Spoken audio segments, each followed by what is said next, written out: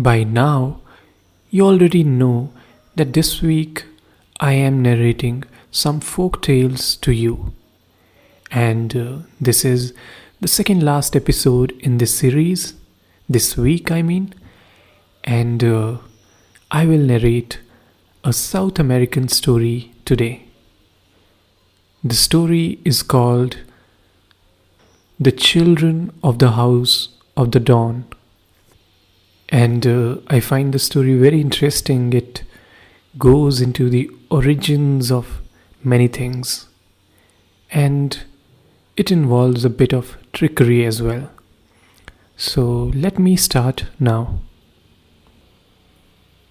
Far, far away in the wonderful east, where the morning sun appears, there's a great cave lined with mother of pearl, which is the house of dawn. Long, long ago, even before the days of Indians and Ilamas, even longer ago than the time of the Great Flood, there were four brothers who dwelt together in the house of dawn. Now, the eldest of the four brothers was so huge, you would have called him a giant, could you have seen him. And the youngest of the four brothers was so tiny, you would have called him a sprite. His name was Koniraya, but you may call him Koni for short. The other two brothers were betwixt and between. The eldest brother was so big and strong that he could travel far away from the beautiful pearl-lined house of dawn, which was his home. One day, he went so far and climbed so high that he reached the top of the tallest mountain peak of all. "This is a very wonderful country," said he, as he looked about him at all the little mountains and at all the fleecy clouds. "I'm glad I was bold enough to find it." Admiringly, he stroked the muscles of his powerful legs. "By your strength have I travelled from my far distant home to this high peak. You have the very strongest legs in the whole world." Then he flexed the muscles of his great arms. "I have the very strongest pair of arms in all the world," he boasted as he looked about him for something upon which to test them. Soon his eye spied four great rocks balancing themselves on the mountainside. Picking up one of these, he threw it before him with all his might in the direction of the pearly-tinted house of dawn, which was his home. Another great rock he threw straight back of him as far as he could throw, in the direction in which the sun disappeared each night. Another of the rocks he threw to the right of him, and another to the left of him. These four huge stones became the 4 points of the compass: east, west, south, and north, and so they remain to this very day. "These stones shall mark the boundaries of all my lands," said he. "Forever and ever shall they be mine. My legs are the strongest legs in the whole world. My arms are the strongest arms in the whole world. My good legs have brought me to this spot, and my good arms have thrown these memorial stones to be the boundaries of my lands. All the world is mine." Now you will notice that he did not say a word about having the strongest head in the world. Indeed, he did not have it, for his little brother, Koniraya, the youngest of them all, was the one who had the best head. Koni had very strong lungs too. When his big brother came home boasting that he owned the whole world, Koni laughed at him. "I know a place you do not own," he chuckled. "Come and see it." Far away in the mountains, The youngest brother had found a deep cave which was as full of darkness as the house of dawn was full of light. It was a long journey indeed for his short legs, but with a good head, one does not tire one's legs. Little Coney danced and pranced along the way beside his big brother until he was tired. Then he hopped on his brother's back and stuck there in the exact place where it was impossible to dislodge him. When at last they reached, Coney hopped down. "How strong you are," he praised. "Anybody as strong as you can own this cave just as well as he can own the rest of the world." This speech so pleased his big brother that he forgot to be angry. Very eagerly he pushed his way into the cave.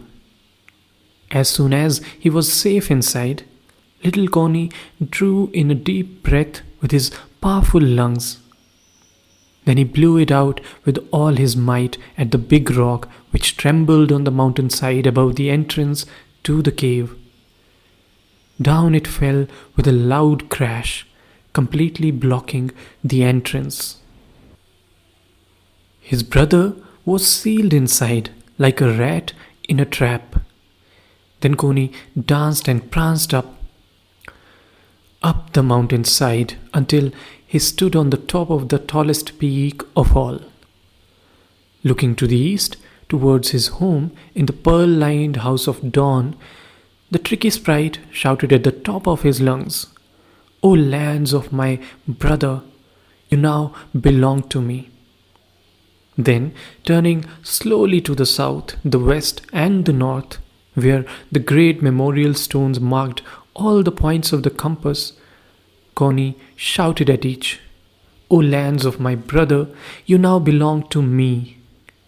I have the strongest lungs and the best head in the whole world, and the whole world is mine." The next day, the betwixt and between brother, who was next to the oldest, asked for his brother who was a giant. "Where is he, and why did he not return to the house of dawn for the night as is his custom?" "Climb up to the tallest mountain peak with me," replied Coney. "I want to show you something." Accordingly, his brother went up the mountainside with Coney, where, jumping down when they had reached the top of the tallest peak, Coney looked up at him admiringly. "How very strong you are," he flattered, "and how bright your eyes are this morning. You have the best eyes in the world. Lie down and look over the edge of the rock and see what you can see.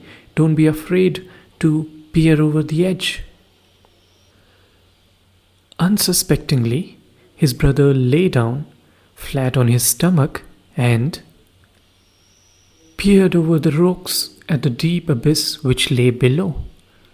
Little Coney drew in a deep breath, and when he blew it out at his brother, he blew him over the edge of the steep precipice.